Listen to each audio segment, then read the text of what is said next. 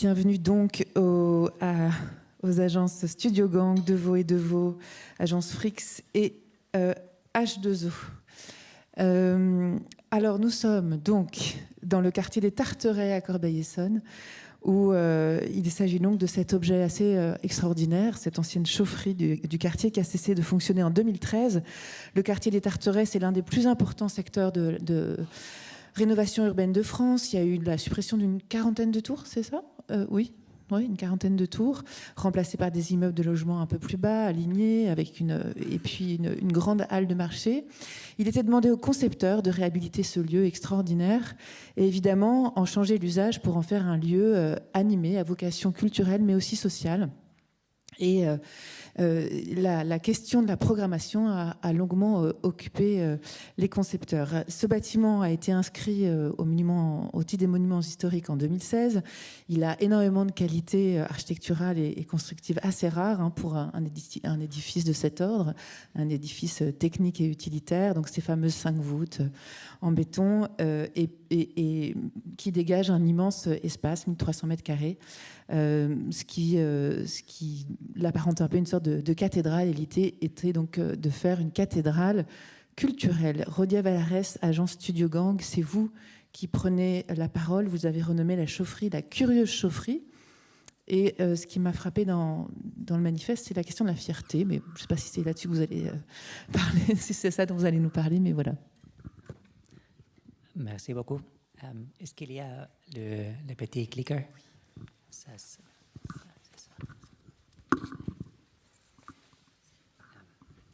Merci. Merci tout le monde. Et d'abord, je voudrais remercier pour avoir eu l'opportunité de participer sur cette expérience, cette aventure collective. On est très, très heureux d'avoir eu l'opportunité de travailler avec notre équipe de collaborateurs, mais aussi avec tout le reste de l'équipe d'Archi. On a eu beaucoup de collaborations avec les jurys citoyens. Ça nous a donné aussi l'opportunité de travailler proche, de devenir un peu plus proche de notre collègue. Ça, c'était fantastique pour nous. Et, en général, pas que les bâtiments, ce projet pour les Tarterets, c'était très impressionnant par rapport au territoire, par rapport aux histoires et aussi par rapport aux habitants. Dans ces cas, tout le travail qu'on a fait avec la communauté, ça c'était vraiment très important.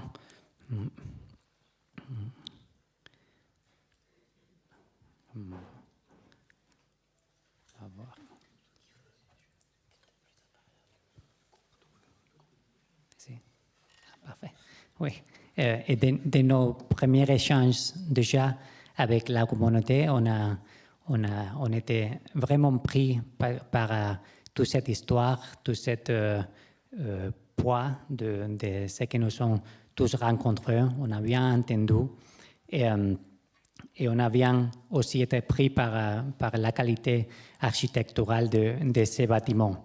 Et dans notre cas, ici,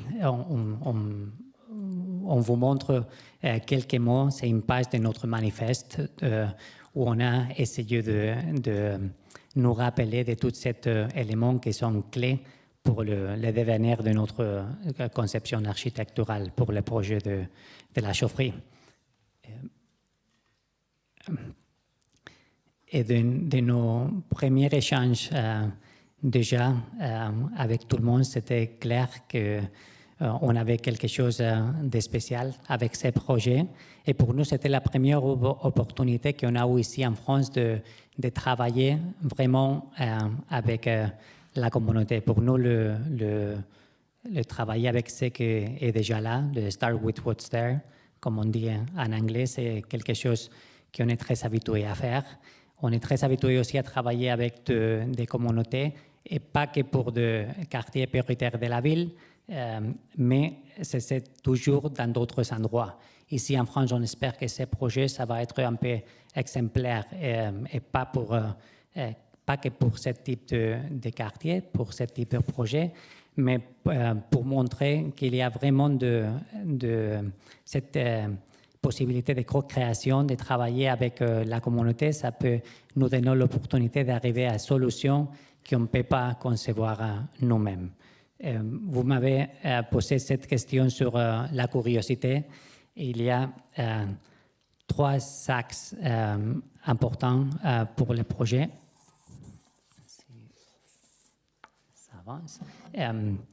On commence avec la curiosité. On appelait le projet la curieuse chaufferie parce que pour nous, l'humain, c'était au centre du bâtiment, au centre de projet, au corps de projet. Et on a toujours compris que c'était un bâtiment qui attire la curiosité. On veut que tout le monde vienne, rentre, en sortant transformé. Et il y a cette connexion aussi avec le mot curiosité, qui est avec la racine de ça, c'est cura. En latin, ça veut dire prendre soin. Et pour nous, c'était exactement ça, la chaufferie comme une infrastructure de soins, infrastructure of care. Un bâtiment qu'il faut réhabiliter, qu'il faut restaurer, redonner une nouvelle ville pour avoir l'opportunité de, avec ce bâtiment et ce nouvel programme, prendre soin de la communauté, des citoyens aussi. Et ça, c'était quelque chose qui a lié tout notre travail. Et finalement, pour notre stratégie architecturale de comment est-ce qu'on va commencer cette réhabilitation, cette approche architecturale dans la chaufferie, on a travaillé avec le concept de la greffe architecturale, comme une question de valoriser le déjà là, l'existant, mais en donnant plus de capacité, redonnant les bâtiments un peu plus de capacité et le transformer dans une chose plus résiliente et flexible.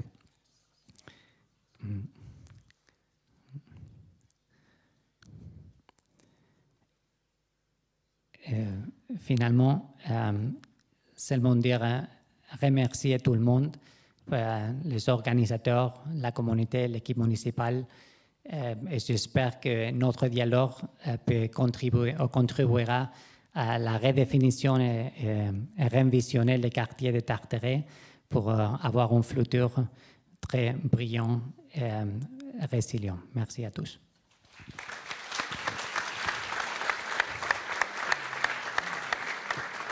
Merci beaucoup, Claudia Deveau, David Deveau, Agence Deveau et Deveau, Cyril Gauthier, Agence Frix Architecture. Dans votre manifeste, il y a une sorte de slogan « Faire peu, habiter plus ». Merci d'avoir pu participer à ce dialogue compétitif qui était unique et très intense.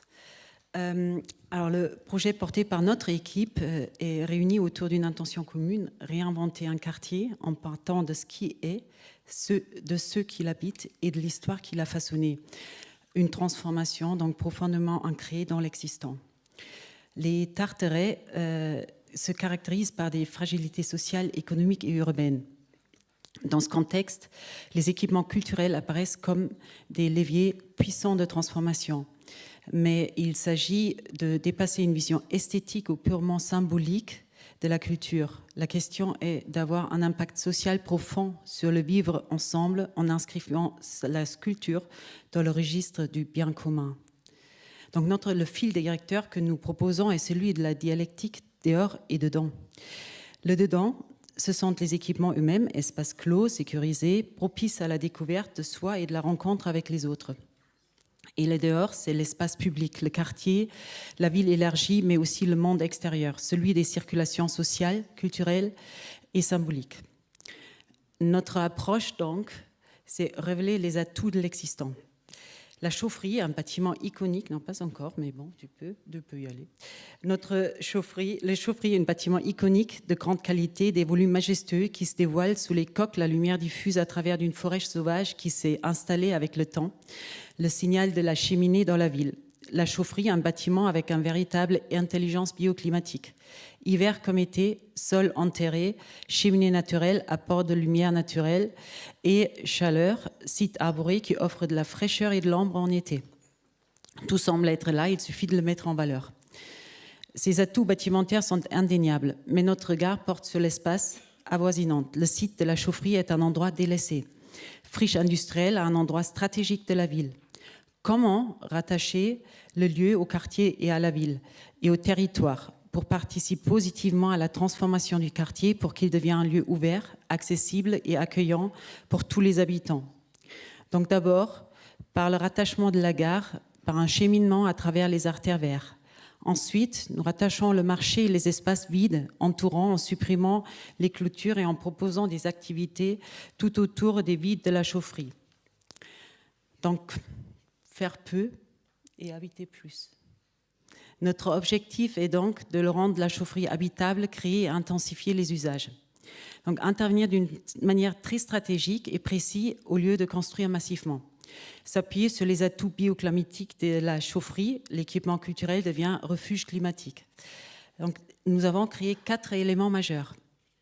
Des mezzanines, 2 quartiers activateurs, qui, à chaque extrémité de la chaufferie, accueillent à la fois le café des citoyens et le salon des ressources. Des espaces servis et servants entre les dessus et les dessous. Ensuite, nous avons créé une passerelle qui relie tout ça et permet la modularité de l'espace capable, qui est au milieu. Ensuite, les gradins ouverts sur l'espace capable et orientés vers les grandes verrières, donc vers la ville. C'est l'ouverture vers la ville. Et ensuite, le gradin paysager qui continue la forme et qui occupe l'espace extérieur en le reliant à l'intérieur. Tu peux continuer. Habiter dedans et dehors. Ici, tout repose donc sur un dispositif simple, un lieu qui accueille une multitude d'usages sans cloisonner les pratiques ni les publics, un lieu qui vit dedans et dehors. Donc, d'un côté, les mezzanines, cuisine, café, restaurant, atelier, un quartier qui sent le vivant, le faire, le partager. Et de l'autre côté, le salon urbain. On travaille, on consulte, on lit, on apprend, on se pose. 2 ambiances, un seul mouvement collectif. Au centre, le cœur battant. L'atelier, le grand espace capable. Soutenu par la mezzanine et animé par le gradin. Le gradin, c'est la scène ouverte. Ici, on expose, on joue, on danse, on lit. Le gradin, tourné vers l'atelier, devient une scène du quotidien. Il accueille aussi bien des expositions que des petites formes théâtrales, de la danse ou les lectures publiques. La mezzanine, elle, structure tout. Véritable colonne vertébrale. Projet, elle porte les lumières, suspend la scénographie. Et offre un panorama à double échelle, une vue plongeante sur les ateliers et une ouverture sur la place du marché et la ville entière. Elle crée des refuges, des niches composées de livres. Le déploiement des rideaux délimite des espaces intimes qui contrôlent localement le climat et l'acoustique. Ça se trouve sous la mezzanine. Et dehors, la place, le gradin paysager.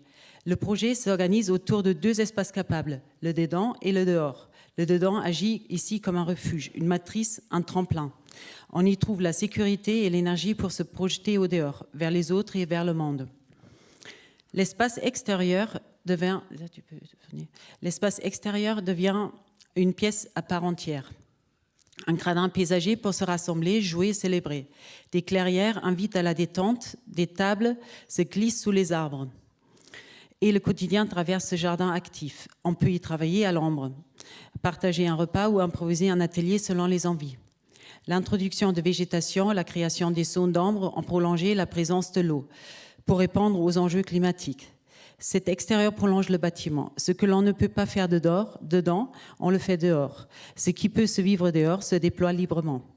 Ce dialogue entre le dedans et le dehors ancre la chaufferie au cœur de la ville et en fait un lieu ouvert, respirant, généreux, un sas d'entrée dans la pluralité culturelle de la ville et du monde. Et pour finir, faire ensemble avec l'histoire. Donc, enfin, le projet s'ancre profondément dans l'histoire locale, notamment celle des frères Gilardoni et de la tradition de la terre cuite. La terre cuite devient le fil rouge du projet dedans et dehors. Gradins, cheminement, mobilier, tout est réalisé en terre pour donner une identité forte au lieu. Le projet intègre une démarche participative. Les habitants devaient participer activement à la construction dès les premières étapes et tout au long du chantier. Ils fabriquent eux-mêmes le mobilier et les constructions du jardin.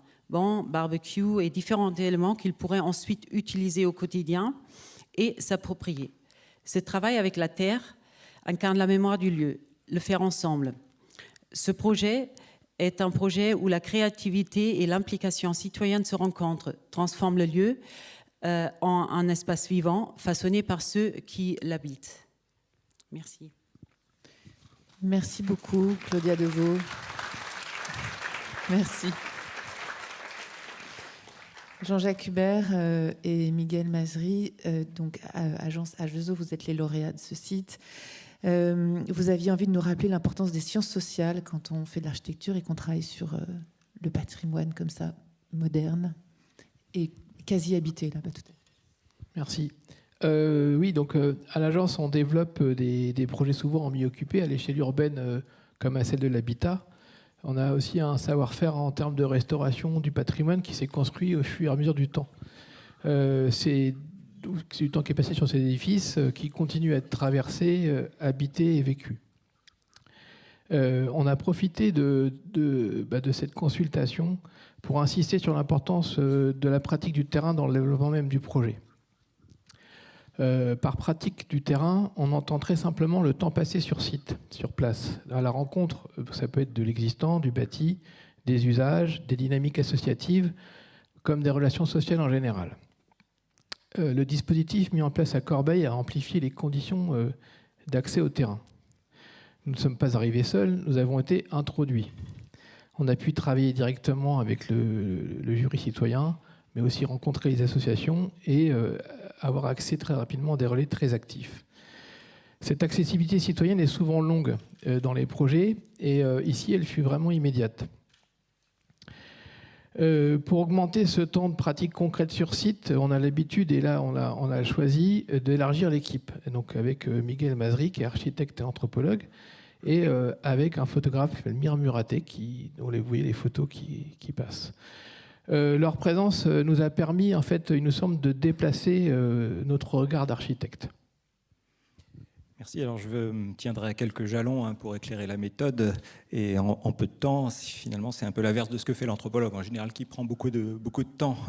Et peut-être pour préciser, Jean-Jacques, c'est que je pense que l'agence, pour qu'il n'y ait pas de malentendu, ne délègue pas, bien sûr, la question sociale avec un anthropologue, mais elle cherche plutôt à l'élargir et à l'actualiser. L'élargir, c'est-à-dire que, par exemple, on a apporté en fait, des éléments supplémentaires sur l'histoire cinématographique. Je pense notamment au très beau travail quand on a commencé le projet de Dominique Cabrera, Chronique du banlieue ordinaire, ou celui plus récent que vous connaissez peut-être, c'est le très beau film d'Alice Diop qui s'appelle Nous, qui était une traversée nord-sud, en fait, donc les grandes largeurs. En plus de faire du terrain, on a essayé d'entreprendre les grandes largeurs.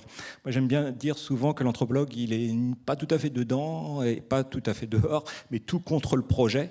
C'est-à-dire qu'il adhère d'abord aux préoccupations des habitants au sens large, et au type de ces relations que ces habitants nouent avec leur territoire, mais aussi favorise une sorte de culture de la discussion publique à petite échelle, que ce soit les interactions lorsqu'on fait des enquêtes de terrain. Ça a été soulevé ce matin. Alors, j'aime à dire souvent que finalement le rôle de l'anthropologue, c'est de jouer les prolongations, en fait, en quelque sorte sur le terrain, en posant des questions très prosaïques sur les façons dont sont occupés le lieu. C'est un peu la personne qui oublie de monter dans le car lorsqu'il y a une visite de site et qui va rester en fait, sur place. D'ailleurs, et c'est ce que montre, et c'est ce qu'on a souhaité avec Jean-Jacques, c'est-à-dire montrer les photos en fait, de Mir Muraté, qui intervient au sein de l'agence et qui est un peu ce photographe arpenteur qui va à la fois traverser de long en large le territoire et être traversé par lui de manière modeste. Et c'est pour moi en quelque sorte une sorte d'alter ego par sa capacité en fait, de soulever, en fait, de redoubler une question toute simple et qu'on se pose tous les deux et toute l'agence, c'est par où la vie s'active. Et pour résumer, l'anthropologue essaye de placer au cœur du projet des dispositifs, en fait des stratégies, une sorte de ce que j'appelle de diplomatie des usages, c'est-à-dire de trouver des espaces dans la mesure du possible et des formes satisfaisantes pour faire valoir ce qu'on appelle l'expérience habitante jusqu'au bout du projet, ça j'insiste bien, jusqu'au bout du projet, ou pour reprendre la très belle expression de l'ancien maire d'Aubervilliers, Jacques Ralit, qui parlait d'expertise d'usage, et je trouve que c'est pour le coup une formule bien heureuse. Donc ces investigations de terrain, concrètement, prennent plusieurs formes, c'est des arpentages, des notations in situ plutôt sensibles, des inventaires thématiques, des diagnostics plus resserrés. Et puis tout ça, ça donne quand même des résultats très concrets pour le projet de la chaufferie, ça se traduit notamment par une double exigence. C'est faire pour nous de la chaufferie à la fois un phare et un salon, c'est-à-dire un lieu-monde, en quelque sorte, c'est-à-dire au sens que pouvait lui donner Édouard Glissant, je ne vais pas le développer ici, mais repérable de loin, mais aussi, et ça c'était important, et c'est un défi à résoudre, c'est un lieu ressource et d'accueil fréquenté au quotidien par ses plus proches habitants. Donc la chaufferie vise ainsi pour nous à multiplier les occasions de construire des communs et ce faisant à renforcer les solidarités déjà très présentes et actives sur le territoire entre les générations, mais aussi entre les riches histoires culturelles, mais aussi entre les ressources visibles et celles qui sont plus discrètes. Bon, vous voyez les idées du projet se mettent en place progressivement. Comme architecte, on a l'impression que souvent Miguel et Mir ont plus de grande liberté d'action que nous, mais grâce à leur approche, on pose mieux notre diagnostic, mais aussi les mots. Il ne s'agit pas d'établir une prescription morale ou sociale, il s'agit de donner des appuis solides au projet. Ils ont réellement un rôle d'incarnation dans l'équipe, donc l'incarnation permanente et des porte-voix des habitants à toutes les étapes du projet. Ce travail d'incarnation ne guide pas de projet de manière frontale, ni comme un cahier des charges figé. Il alimente, il oriente, il ouvre les possibles. Et de ça, on dégage en fait ce qu'on appelle des points d'intention ou des points de vigilance qu'on énonce clairement. Et après, charge à l'équipe d'architectes et à l'équipe en général, parce qu'on est, tout à l'heure ça a été dit, on est très très nombreux dans cette équipe, charge à nous de nous assurer de phase après phase que ces points d'intention ne se perdent pas, mais se traduisent en espace, en parcours ou en dispositifs concrets.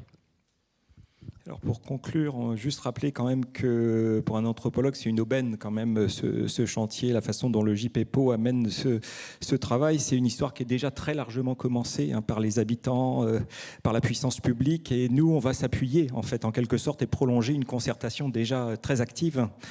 Et qu'est-ce qu'on va faire? On va essayer de tester la programmation avec les habitants dès le début des études. On ne va pas confisquer en fait le projet pendant les études, comme ça peut souvent se passer, mais ils vont y adhérer tout de suite. Alors comment? Par un principe assez simple, c'est qu'on va mettre en place une sorte de super mobilier, des objets meubles qui vont être co-conçus avec les associations, les relais du quartier, puis les habitants, qui sont des sortes de projets à taille réduite, commensurables en fait, en quelque sorte, et qui prendront ensuite une grande place au cœur du projet. Et ce super mobilier, pour l'agence, c'est plutôt une manière d'explorer, de concevoir avec les habitants plutôt que pour eux, au fil d'ateliers qui vont s'égrener sur pas mal de temps, dans lequel on pourra jouer, débattre, cuisiner, fabriquer, transmettre. C'est autant de motifs qui ont été importants, qu'on a entendus et qu'on retrouvera dans la programmation du projet. On retient une phrase, c'est pour conclure: je ne me suis jamais sentie aussi vivante qu'en présence des autres, mes amis, mes proches. Et c'est une phrase qu'on avait retenue d'une jeune femme qui s'appelle Sinem, qui est une jeune adolescente des Tarterets, pour exprimer un peu ce qui l'attachait à son quartier. Et il nous semble que dans cette phrase, c'est précisément cette expérience que le projet cherche à prolonger, c'est-à-dire à la fois soutenir, relayer, renforcer cette fabrique du proche, fondée sur la diversité et puis l'intensité des modes d'occupation du projet. Merci. Merci beaucoup. Merci. Et merci à tous les 6. Les élus de Corbeil-Essonnes pour une photo.